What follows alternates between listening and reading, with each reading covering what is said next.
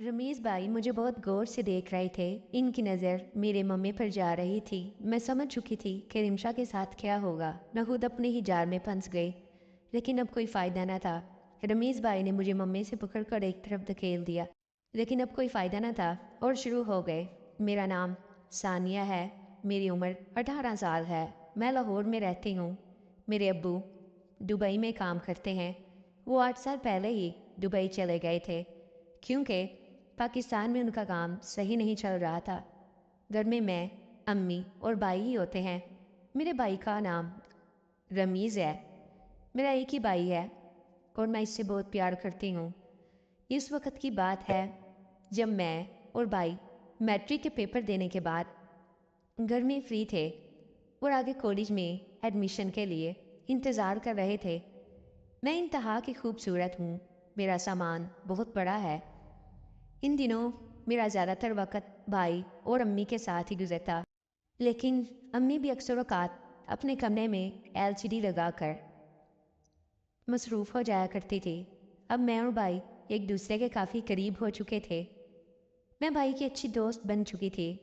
एक दिन भाई ने मुझे कहा, "आपी, आपकी जो दोस्त रिमशा थी वो तो गायब ही हो गई है। कॉलेज के बाद तो कभी मैंने इसे देखा ही नहीं।" मैं हंस पड़ी और कहा, "अरे यार, वो इधर ही होती है।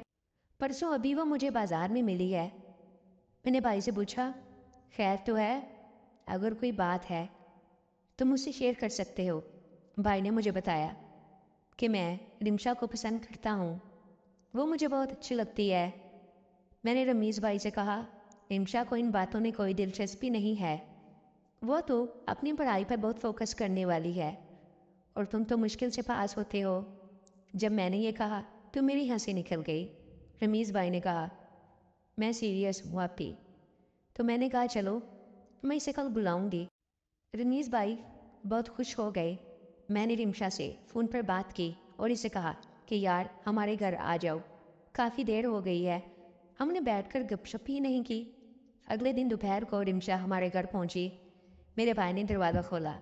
मैंने रिमशा के लिए अच्छी सी चाय बनाई। फिर हम दोनों मेरे रूम में चले गए। फिर हमने काफ़ी टाइम अपनी पुरानी यादें ताज़ा की। अपने कॉलेज के दिनों को याद करने लगी कि वो कितने अच्छे दिन थे। अब न जाने यूनिवर्सिटी में कैसे दोस्त बनेंगे। मैंने रिमशा से कहा, "मुझे तुमसे एक फ़ेवर चाहिए।" तो वो बोली, "कैसा फ़ेवर?" तो मैंने इसको बताया कि रमीज़ भाई तुम्हें लाइक करते हैं, इसे तुम अच्छी लगती हो। मुझसे बार बार बोल रहे थे कि रिमशा से बात करके पूछो कि इसके दिल में क्या है। रिमशा ने जवाब दिया कि यार तुम्हें पता तो है मैं ऐसी वैसी नहीं हूँ। तुमने मुझे इसलिए घर पर बुलाया है। मैंने कहा, "नहीं नहीं यार, गुस्सा मत करो, मैं तो वैसे ही पूछ रही थी।" रिमशा ने कहा, "नहीं यार, मैं जब तक अपने पाँव पर ना खड़ी हो जाऊँ तब तक मुझे सिर्फ खुद पर फोकस करना है।" कुछ देर के बाद रिमशा अपने घर चली गई। जब मैंने भाई को ये बताया तो भाई का तो दिल ही टूट गया। भाई बहुत नाराज़ हुए। मैंने कहा, "इसमें मेरा क्या कसूर है?" भाई ने कहा, "कुछ नहीं आपी, कोई बात नहीं।" अगले 2 दिन तो भाई ने मुझसे काफ़ी मूड बना लिया। एक रात मैं भाई के कमरे में गई और कहा, "रमीज़ भाई, छोड़ो गुस्सा, मुझसे क्यों नाराज़ हो? मैं तो तुम्हारी दोस्त हूँ ना, दोस्तों से नाराज़गी कैसी?" ये कहकर भाई के पास बैठ गई। मैंने कहा, "आज से मैं तुम्हारी रिमशा हूँ, इसलिए मुझसे वैसा ही सलूक करो। चलो नीचे, अब अम्मी बुला रही हैं।" मैं ये कहकर चली गई, लेकिन भाई ने तो मुझे सच में समझ लिया कि मैं रिमशा ही हूँ। अगले दिन रमीज़ भाई मेरे कमरे में आ गए और बड़े खुशगवार लहजे में मेरा हाल पूछने लगे। मैंने कहा, "शुक्र है तुम ठीक हो गए हो।" तो भाई बोले, "रिमशा जी, आप बहुत खूबसूरत लग रही हो।"